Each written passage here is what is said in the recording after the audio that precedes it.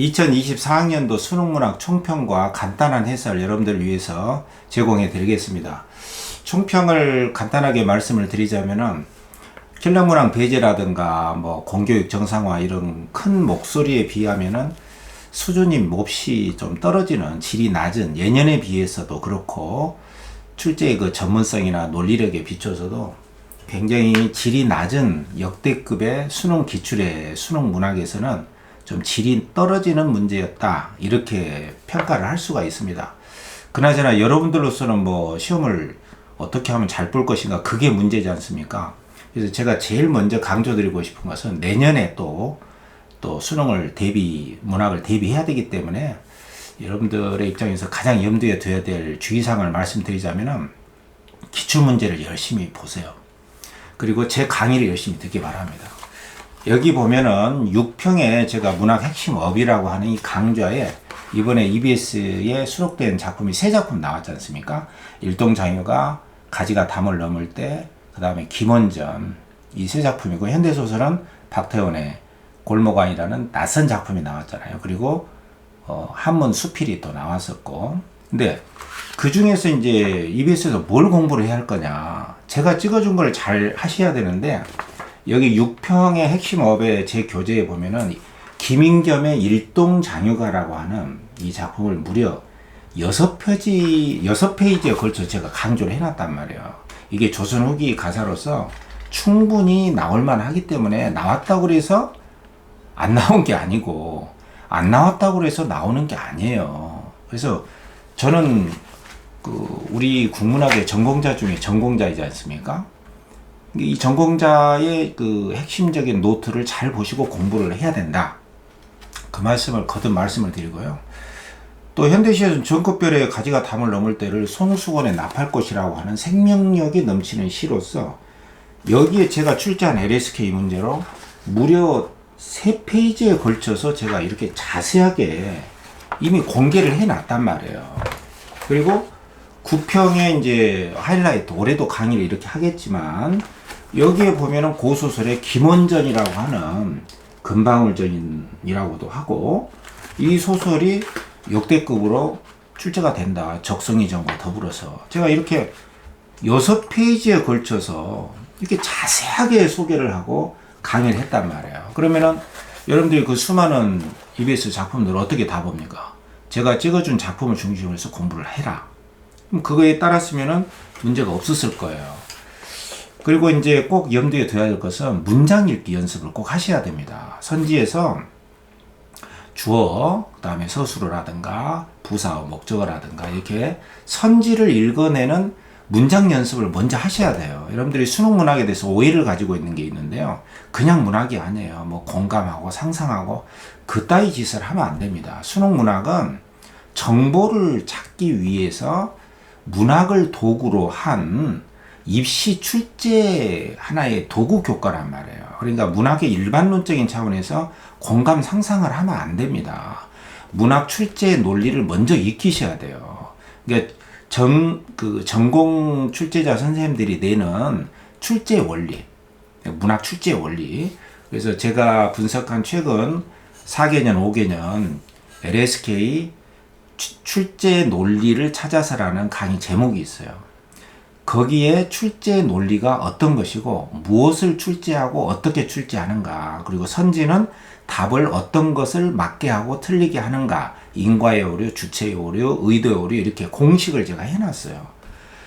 그러니까 여러분들이 문학을 공부할 때는 뭐 작품보다도 어떤 것을 답으로 하고 있는가, 어떤 것을 출제하고 있는가, 그 출제의 논리를 먼저 익히셔야 됩니다. 근데 참 답답해요. 이게 출제의 논리라는 게 여러분들이 말로만 해서는 잘 알기가 어렵거든요. 그래서 제 강의를 열심히 듣고 따라서 해라. 이 말을 제일 먼저 강조를 드리고 싶고요. 기출문제를 열심히 하세요. 그리고 선지에 나와 있는 문장 읽기 연습을 반드시 해야 된다. 이 문학에서의 정보라고 하는 것은요, 단순한 비문학이나 다른 교과목에서의 정보하고 좀 다른 결이 좀 다릅니다. 그러니까 뭐 방 안에서 만나자, 집 밖에서 만나자, 이런 것이 단순한 정보거든요. 근데 문학에서의 정보라는 것은 마음의 정보, 감정이나 정서에 대한 정보가 압도적으로 많고요. 또 그 감정이 다채롭습니다. 그리고 표현된 것을 통해서 표현되지 않은 언어 너머의 은유에 함축된 의미가 있단 말이에요. 당연한 거 아니겠습니까? 근데 이러한 그 문학 특유의 정보라는 그 세계를 여러분들이 어떻게 주관적인데 거기에 객관적인 논리가 있어요. 이것을 공부하는 게 수능 문학이에요. 그러니까 일반적인 문학으로 공부를 하면 안 된다. 그래서 이런 점들을 제가 다시 한번 강조를 드리고요. 내년에도 이와 같은 출제 논리에 맞춰서 출제를 전공 선생님들이 반드시 하시기 때문에 제 강의를 열심히 듣고 제가 찍어준 이 교재들을 올해도 6평, 9평 이렇게 나올 테니까 이것 중심으로 꼭 하시라. 매년 제가 강조를 드리는 말씀입니다. 그리고 고전 산문 같은 경우도 제가 여기에 융합형 문학독법 이짐에 관하여 그거 나왔지 않습니까? 그러한 고전 산문을 독해하는 것이 관건이다. 현대시 2편의 고전 산문. 이 세팅 처리를 여기서 그렇게 소개를 해놓고 우리나라에서는 유일하게 융합형 문학독법이라는 강좌를 제가 열어놨지 않습니까? 그리고 문장 읽기는 망상 없이 읽기 이 교재를 가지고 공부를 하시면 됩니다.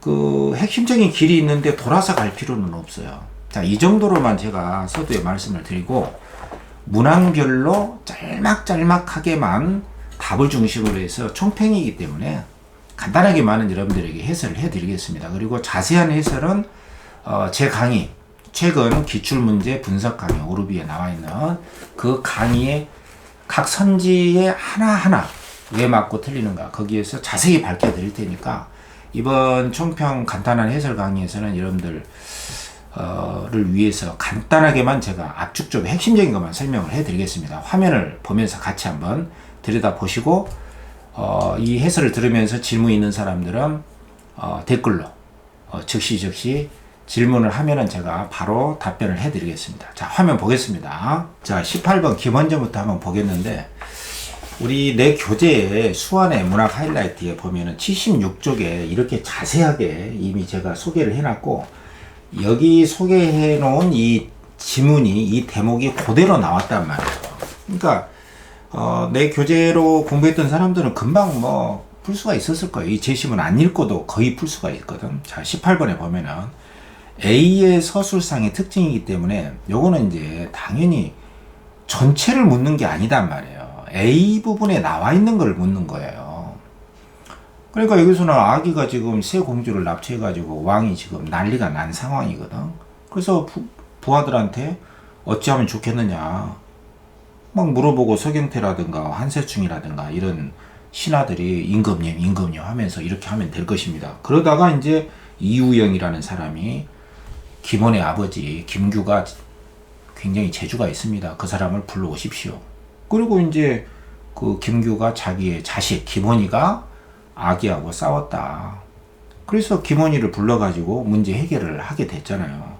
근데 요 대목에서 이제 대화가 나오기 때문에 임금하고 신하는 그 위상이 다르잖아요.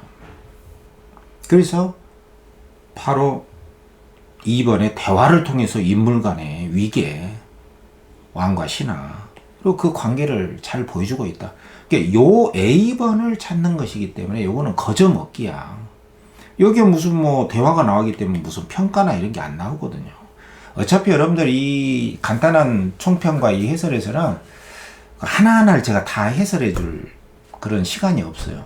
제 강의, 최근 기출문학 분석 강의를 그걸 참고를 하세요. 여기 총평에서는 간단하게만 이렇게 넘어가겠습니다. 19번의 기억은 국변이라면 국변은 지금 나라의 변, 아기가 새 공주를 지금 납치해가지고 지금 난리가 난 그런 나라의 변란이잖아요. 그것을 적절치 않은 것을 했기 때문에 일본의 황상은 기억의 심각성을 이전에 자기가 전쟁을 여러 번 겪어봤다. 비교하고 여기까지는 괜찮아. 그때의 경험에 근거해서 기억에 대한 대처 방안을 찾아내는 것은 주체가 왕이 아니야. 여러 신하들, 특히 여기에 그 김원의 아빠를 추천했던 누구야?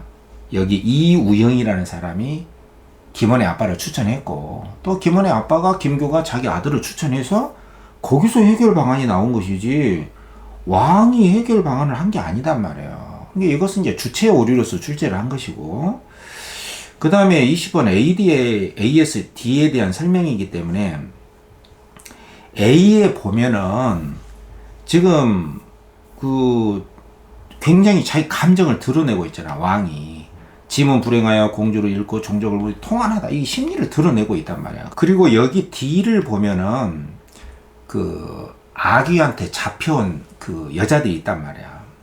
그 잡혀온 여자들이 거짓말로 하는 거예요. 빨리 차도를 얻으면은 남두성을, 이 남두성이 기본인데 어찌 근심하겠느냐, 술을 먹으십시오. 첩등을 우러르는 마음을 즐겁게 하소서. 술 먹고 좀 자라. 이런 것은 뒤에 나오잖아. 여러 여자가 거짓으로. 그렇기 때문에 이것은 선지 3번에 감정을 드러내고 임금의 슬픔, 그 뒤에서는 자기 의도를 상대에게, 상대가 악이단 말이야. 숨기고 있다. 이게 답이란 말이에요. 그런 것이지 뭐 5번처럼 뒤에서는 상대의 목표, 이 상대가 악인데 악의 목표를 위해서 행동한다, 이건 말이 안 되는 거잖아.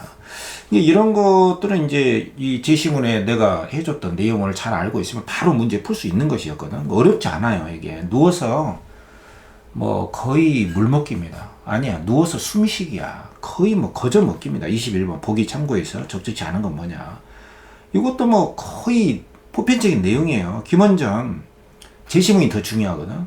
충군, 임금을 위해서. 그리고 이 초월적 능력을 지닌 주인공이라는 것은 바로 김원이잖아요. 김원의 영웅적인 활약, 그리고 아기와의 대결, 그리고 대응 방식이다, 이렇게 나왔는데, 김원이가 뭐 자기가 가지고 간 빗으로 아기를 찌르려고 하니까는 뭐 기둥을 딱 치니까는 자기 비수가 끊어져 가지고 공주가 아기가 쓰는 비수를 이렇게 줘 가지고 그때서야 아기를 무찌를 수가 있었잖아요. 근데 5번에 보면은 주인공이 적대자를 처치하기 위해서 자신의 계획대로, 자신이 가지고 간 비수 그대로 썼더라면은 실패했단 말이야. 자기 계획대로 초월적 능력을 시험하고 있는 게 아니야. 그런데 요 지문은 제가 제 교재 이 김원전에서 이 대목이 굉장히 중요하다고 그 대목을 아주 자세하게 설명을 해줬어. 그러니까 요 대목은 뭐 거저 먹기야, 거저 먹기. 김원전이 이렇게 허망하게 끝나버렸어요.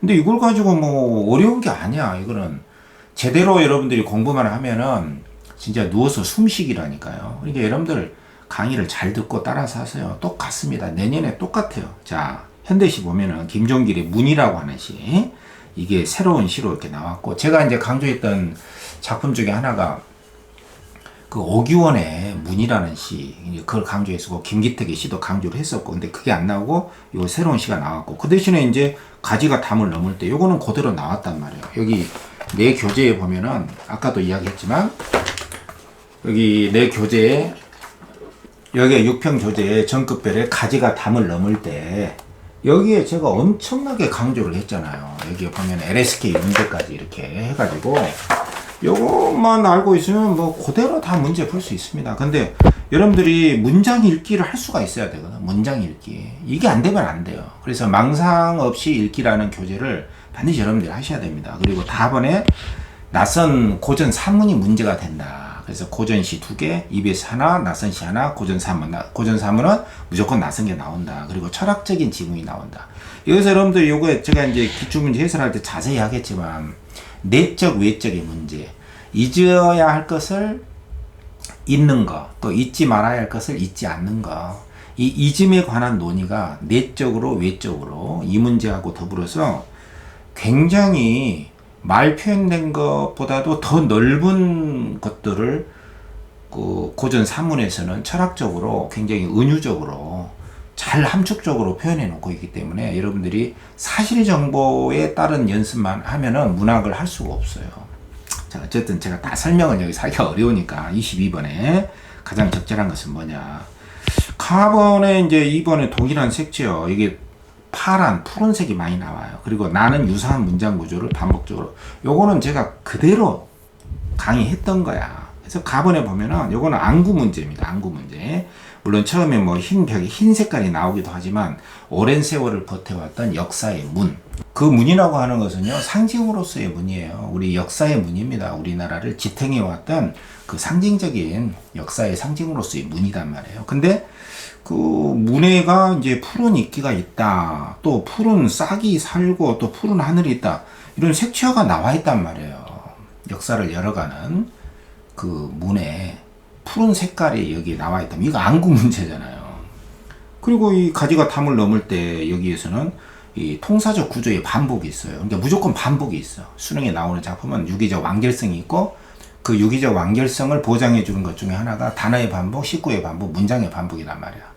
근데 완독이 있고 유사한 통사구조의 문장이 있거든. 동일한 통사구조, 유사한 통사구조. 근데 여기에 보면은 가지가 담을 넘을 때 그것은 M1 뿌리와 꽃과 같이 이런 것들이 믿어주지 않았다면, 그러니까 A가 아니었더라면은 뭐뭐 했을 것이다. 아니었더라면은 B였을 것이다. 이런 문장이 계속 반복이 된단 말이야. B가 아니었더라면, 폭설이 아니었더라면, 신명나는 일이 아니었을 것이다. 그리고 또 저 담이 아니었더라면은 또 꿈도 꾸지 못했을 것이다. A가 아니었더라면은 A는 못했을 것이다. 또는 A였을 것이다. 이런 통사적 구조. 그러니까 똑같은 문장 구조는 아니고. 그래서 이 가지의 생명력, 그 담이 있었기 때문에 담을 타고 넘을 수 있었던, 바로 담은 가지에게 있어서 힘도 되고 짐도 될 수 있었던 바로 그것이었기 때문에 고난이 없으면은 어떤 생명력도 없다. 이런 뜻을 지닌 우리에게 힘을 주는 시거든요. 그러니까 여기에 동일한 색채가 있고 유사한 통사구조 반복해서 시상을 전개돼. 이게 맞단 말이에요. 그러니까 1번 같은 경우는 명시적 청자가 나오려면 너 그대 당신 이렇게 나와야 되거든. 그러니까 안 나오잖아요. 이렇게 안 되고. 그러니까 문제가 되는 게 4번 같은 것일 텐데, 사물을 관조했다는 것은 꿰뚫어 본다. 담담하게 본다 해서 이 꿰뚫어 본다는 것은 뭔가 안다는 것이에요. 훤히 들여다본다는 것은 그것을 인사이트라는 거예요. 통찰이라는 의미가 있어요. 관조는 단순히 담담하게 바라보다 그런 뜻은 아니거든. 그렇기 때문에 나에서는 이제 가지를 보면서 가지 속에 들어있는 삶의 의미를 통찰력으로서 꿰뚫어 보는, 가지를 보면서 삶의 의미를 담담하게 바라보고 있잖아요. 이게 맞단 말이에요. 그리고 답은 세태를 관망함으로써, 이렇게 관망이라는 것은 강 건너 불구경식으로 소극적으로 바라본다는 뜻이 있어요. 너는 관망만 하고 있냐? 근데 여기서는 잊어야 할 것과 잊지 말아야 할 것을 세태에서는 잘 구별을 못하고, 잊어야 하는데 잊지 못하고 잊지 말아야 할 것을 잊어버리는 세태에 대해서 적극적으로 하고 있기 때문에 관망만 하고 있는 게 아니야. 근데 이런 해요. 이 수험생들이 이 단어의 뜻을, 이 출제의 의도를 훤하게 금방 알아채지 못할 정도로 신뢰성이 좀 떨어지게끔 됐어요. 이런 점에서 좀 어설프다. 그러니까 여기서는 관망이라는 것이 소극적으로 그냥 바라만 봤다. 이 필자가 그런 게 아니라 이 점에 대해서 적극적으로 이 세태의 문제점을 적극적으로 논의하고 있다는 것 자체가 세태로 관망만 하고 있는 것은 아니다. 그래서 틀렸단 말이에요. 그래서 이런 자세한 내용은 제가 제 기출 분석 해설을 그때 자세히 이야기해 줄게요.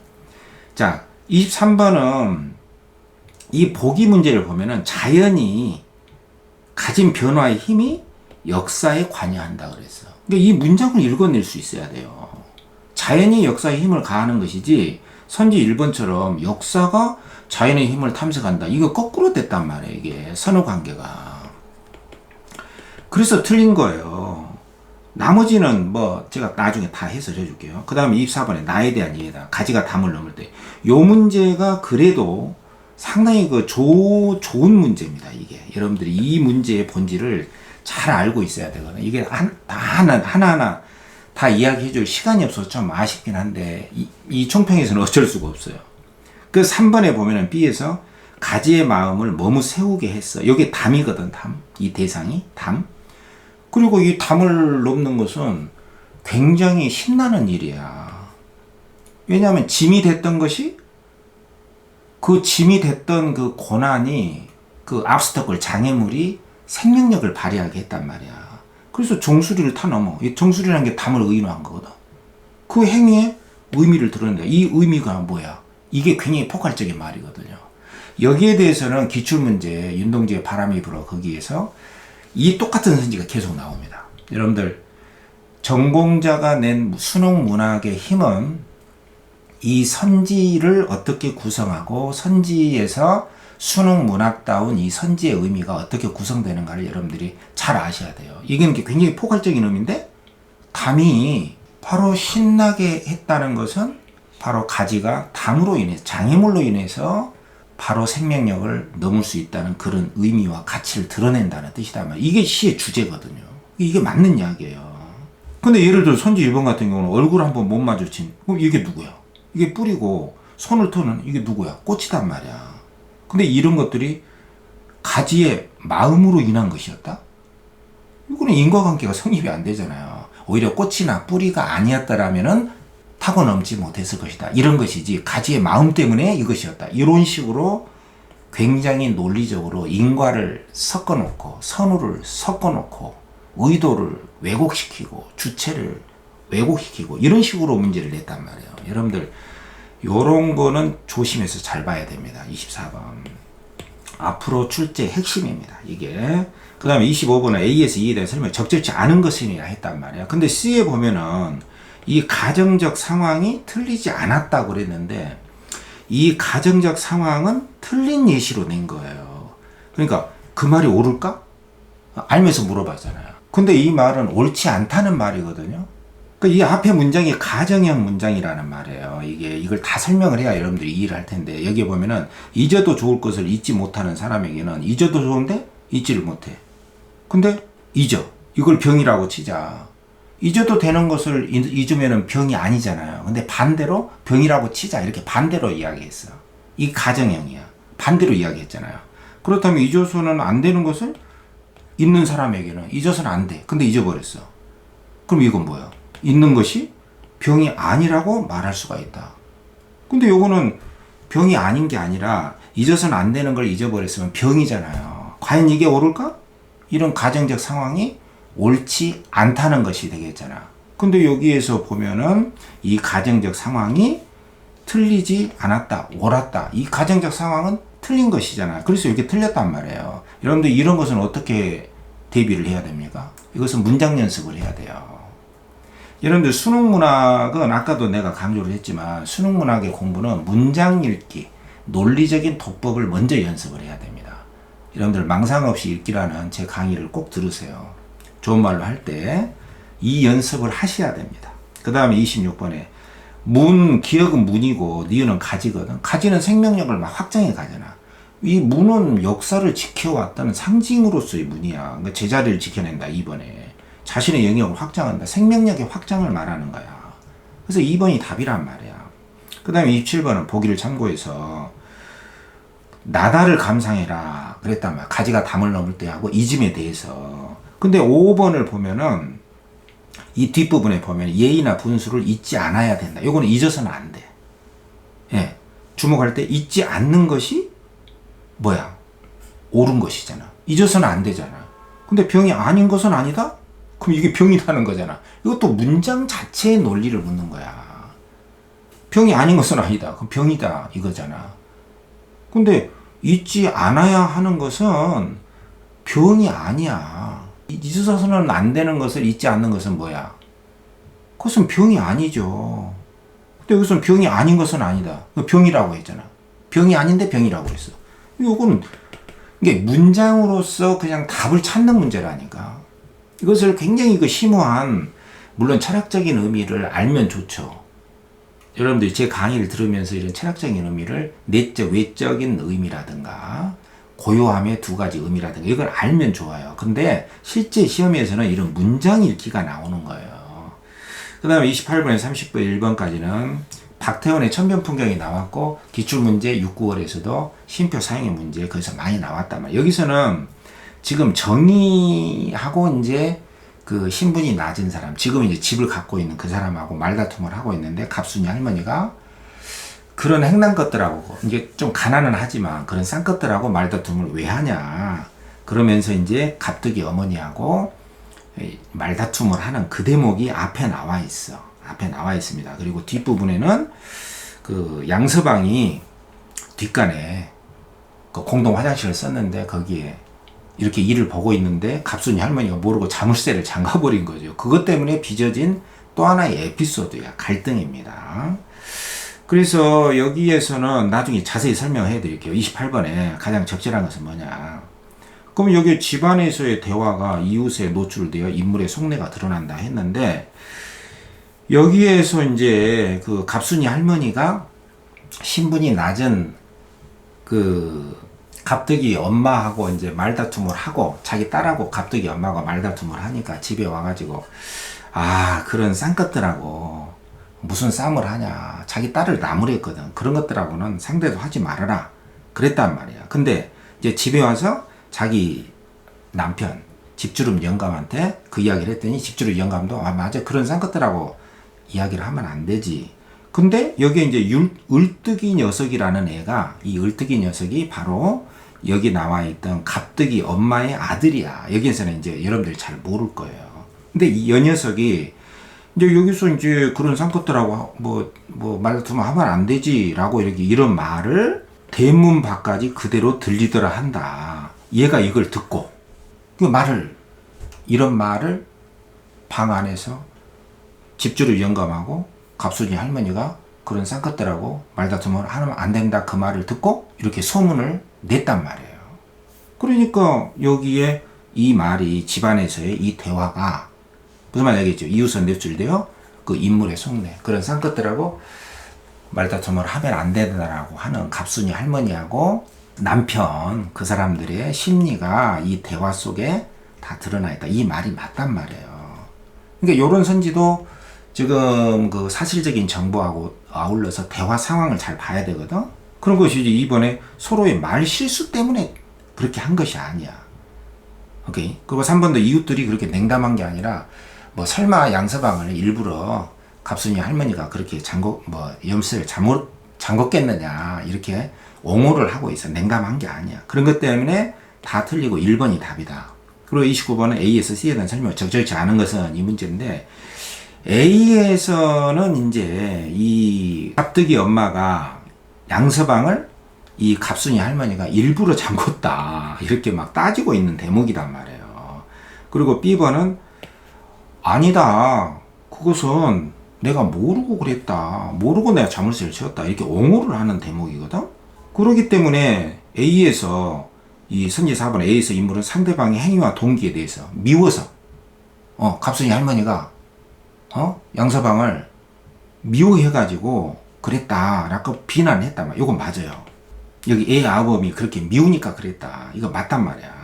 근데 B에서 인물은 갑순이 할머니죠. 상대방의 비난을 파악하지 못해서 이미 일부러 그랬다는 비난을 알고 있잖아. 파악하지 못한 게 아니에요. 그 대화 속에 담긴 인물의 속내를 그대로 물어본 문제. 이것도 상황 파악 문제입니다. 여러분들. 이런 문제는 소설을 공감이나 상상으로 푸는 게 아니에요. 이런 연습을 해야 됩니다. 화법 작문하고 똑같아. 30번. 자, 집주름 영감과 양서방에 대한 이게 가장 적절한 건 뭐냐.